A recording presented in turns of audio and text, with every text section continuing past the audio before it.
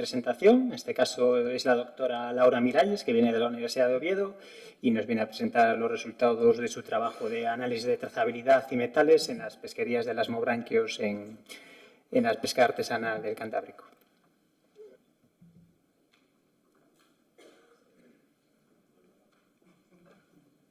Sí, pero... Sí, lo vamos a hablar aquí con doble. Es que hasta que no lo ven en pantalla grande no te lo pongo. Acuérdate, por favor, del micrófono. Gracias. Hola, muy buenos días a todos. Pues efectivamente vamos a cambiar un poco de tercio y vamos a hablar de elasmobranquios. Soy Laura Miralles y aunque estoy ahora mismo presentando estos resultados que vais a ver a continuación, es el trabajo de muchísima gente, como podéis ver aquí. Y como tengo muy poquito tiempo, voy a ir directo al grano. Vamos al meollo de la cuestión. Resulta que los tiburones y las rayas, son los elasmobranquios, ¿se salió esto ahora?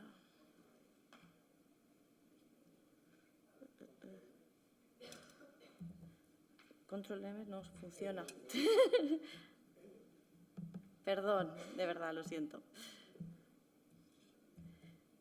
Vale.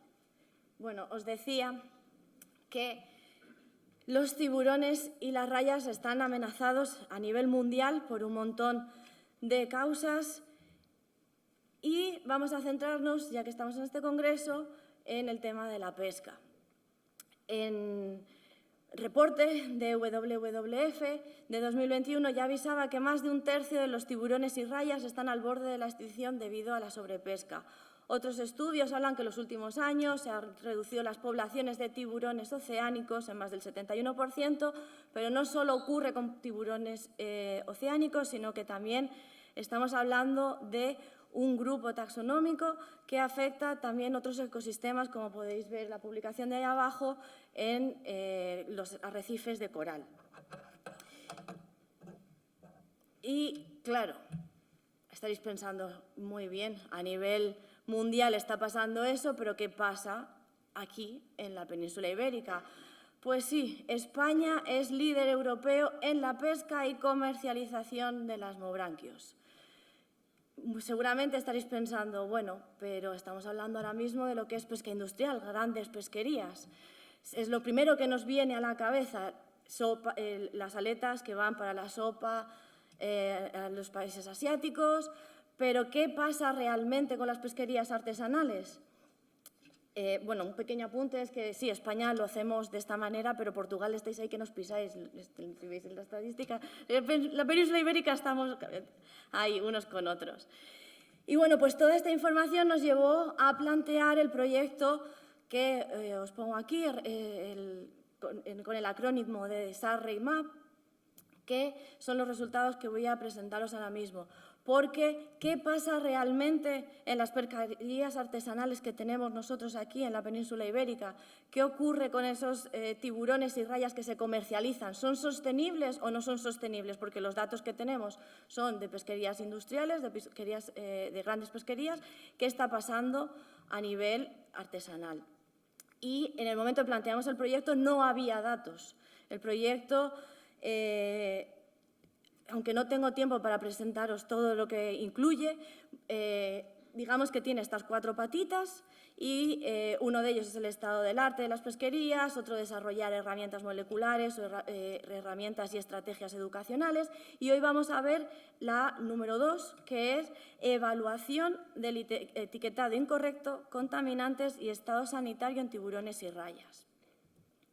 ¿Qué es lo que hicimos? Pues obviamente nos fuimos todos a las lonjas, a ver qué realmente estaba entrando en las diferentes lonjas del Cantábrico. Y los datos que presento ahora son hasta 2025. Actualmente tenemos más de 1000 muestras de tejido etiquetadas genéticamente, ojo, ahí está el quid de la cuestión de lo que voy a seguir hablando ahora a continuación, procedentes de lonja. Teníamos la etiqueta, lo que se supone que se estaba vendiendo y lo que dice la genética que realmente se está vendiendo. Y encontramos 16 especies distintas de elasmobranquios.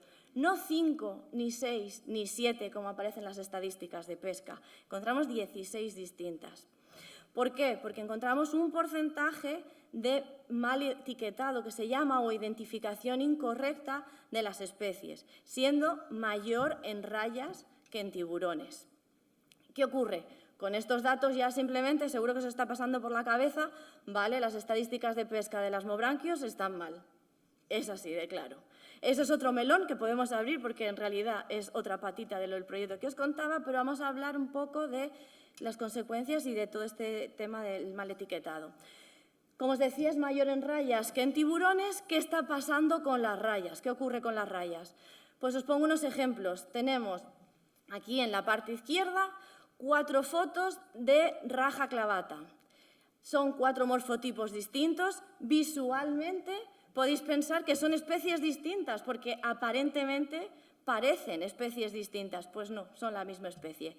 Pero en cambio, a la derecha tenemos 2 especies distintas, raja brachiura y raja montagui, que son idénticas. Es decir, cualquier persona que no esté entrenada para diferenciar las rayas es imposible. Es una tarea muy difícil que tiene que hacerse en la lonja rápidamente porque tienen que salir a la venta todo este pescado. Luego, además, si a esto le sumamos que vienen procesadas, como veis, muy poquitas rayas van enteras, casi todas van cortadas, pero es que en muchos casos, además, van peladas. Adivina la especie de raya que ha tocado con un trocito de piel muy pequeño. Y en muchos casos, la presentación por parte de los barcos son cajas mezcladas. Entonces, si tú tienes que poner una etiqueta, obviamente va a ser una etiqueta, aunque haya una mezcla de especies. Por tanto, tenemos un problema de identificación que al final conlleva un problema de estadísticas de pesca y de gestión de las pesquerías de lasmobranquios. ¿Pero qué ocurre? Que no cunda el pánico. Hay herramientas que se pueden utilizar. Nosotros hemos realizado en ese periodo desde 2022 a 2026, que seguimos todavía actualmente, un pequeño estudio de caso en una lonja en la que vimos qué pasaba con las rayas de normal y después de hacer una pequeña intervención de hablar con la gente que trabaja en la lonja, con los pescadores, y pasaron de tener 4 etiquetas de especie a tener todas las que veis aquí, en la parte de arriba el porcentaje de mislabeling o etiquetado incorrecto y abajo después de esa acción. Como veis, el porcentaje disminuyó, es decir, es un ejemplo de cosas positivas que se pueden hacer, es un ejemplo de cambios que se pueden hacer y, por ejemplo, para la raja microcelata pasamos de un porcentaje de 100% incorrecto, porque no había una etiqueta para identificar esa especie, a simplemente un 8,3. Pero bueno, como digo, tengo muy poquito tiempo para contar muchas cosas, después podemos hablar de todo esto, porque no solo nos interesaba qué es lo que está pasando en las lonjas, nos interesaba también qué está llegando a los consumidores. Entonces, después de nuestra excursión por las lonjas, nos fuimos a restaurantes, nos fuimos a supermercados, nos fuimos a pescaderías y entonces muestreamos allí qué se vende como elasmobranquios, qué aparece en una pescadería o en un restaurante como tiburón y como raya. Y aquí las noticias empeoran, porque si tú realmente quieres comprar tiburón o raya en una pescadería que esté fresco, menos del 50% es un etiquetado correcto. Es decir, en menos de la mitad de los casos vas a encontrar que te están dando lo que quieres. En el resto de los casos o la etiqueta está mal o es otra especie. Pero si nos vamos a un restaurante, ojo, menos del 10% te van a dar lo que quieres. Y estaréis pensando, en restaurante, ¿qué comemos? La típica tapa de cazón en adobo. Yo estoy segura que la gran mayoría del público conoce el cazón en adobo. Pues atentos, porque del cazón en adobo que hemos muestreado en Andalucía, en Murcia, en Madrid, en Asturias, vayas donde vayas, tenemos un 100% de mal etiquetado. Quiere decir que estáis comprando cazón en adobo y estáis comiendo otras especies que aparecen aquí, con las consecuencias ecológicas que tiene. En el mayor de los casos ha sido tintorera, pero en ninguno, absolutamente en ningún caso, ha sido cazón. Ojo. Seguimos, porque aquí el cazón nos va a dar mucho que hablar. Resulta que, como queremos saber qué es lo que está pasando realmente a nivel de consumidor, tenemos 4 especies modelo dentro del proyecto. Nuestro amigo el cazón, spoiler, nos va a dar muchas más noticias ahora a continuación, la tintorera, el alitán y la raya mosaico. ¿Qué hicimos con estas 4 especies? Necropsias. Compramos los ejemplares enteros sin tocar absolutamente nada para ver cuál es el estado de salud de esos animales y qué es lo que se está vendiendo realmente, qué es lo que llega al consumidor.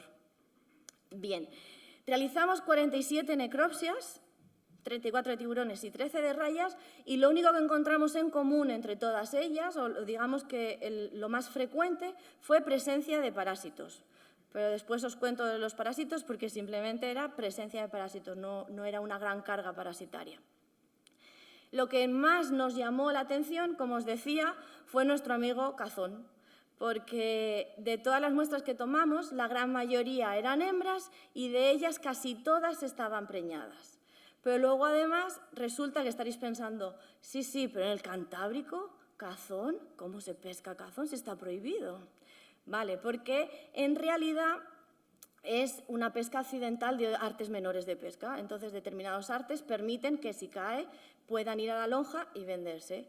Entonces, nos llamó la atención diferentes grados de descomposición que se encontraban en el cazón. Claro, esto tiene un impacto en la calidad y en la seguridad alimentaria. Aquí veis ejemplares, siento lo de las fotos porque las necropsias son un poco así desagradables, pero es lo que hay. Y tenéis ejemplares que teníamos muy frescos, donde se ve el ejemplar con sangre fresco, y sobre todo en la parte de aquí arriba, donde vemos las cabezas, y ejemplares que han pasado tiempo antes de salir del agua o antes de ser llevados hasta el punto de comercialización. Tanto que el ejemplar que veis que no está tan fresco no tenía corazón, se lo habían comido los parásitos, habían entrado hasta adentro a comerse los parásitos, no tenía cerebro, pero la calidad de la carne seguía siendo relativamente buena, como podéis ver en la última fotografía. Y lo que os contaba de los parásitos, en realidad encontramos que en todas las especies, en las 4 especies modelo, pero solamente en un ejemplo de raya mosaico, que es la fotografía que tenemos aquí abajo, encontramos una gran carga de parásitos. En el resto eran unos poquitos parásitos que aparecían como pueden aparecer en cualquier otra especie, en cualquier otro pescado. De hecho, hay muchísimos pescados que tienen un gran problema con parásitos. En este caso no fue así. Lo que sí que observamos, que son las preparaciones que podéis ver allí, son daños tisulares que causaban esos parásitos. Y por último, todos esos ejemplares además se analizaron metales pesados, porque no hay ninguna referencia ni ninguna base de datos de los metales pesados en el asmobranquios en el Cantábrico. Entonces, analizamos 12 distintos, incluso la especiación del mercurio, y vimos que hay bioacumulación, es decir, a mayor peso de los ejemplares hay mayor acumulación de mercurio y de metilmercurio, y que además hay patrones distintos de acumulación. Encontramos que, por ejemplo, el cazón, que está representado en verde en aquel diagrama de componentes principales, está asociado a mayores niveles de mercurio y de plomo. En cambio, el alitán de arsénico y de zinc. Y luego, entre la tintorera y la raya mosaico no hay una gran diferencia, están más o menos agrupados igual. Y ya por último, por el tema de comercialización, el 61,7% de las muestras superan los límites legales para su comercialización según la legislación europea para al menos un metal o más. Y bueno, como no tengo mucho más tiempo, muchísimas gracias.